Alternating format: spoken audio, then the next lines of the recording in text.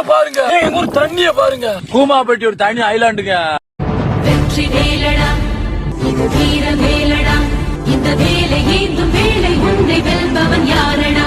இன்னைக்கு நாம வருஷத்துல ஒரு முறையாவது ஆத்துக்குள்ள முழுசா மூழ்கிற ஒரு கோயிலுக்கு தான் போறோம்.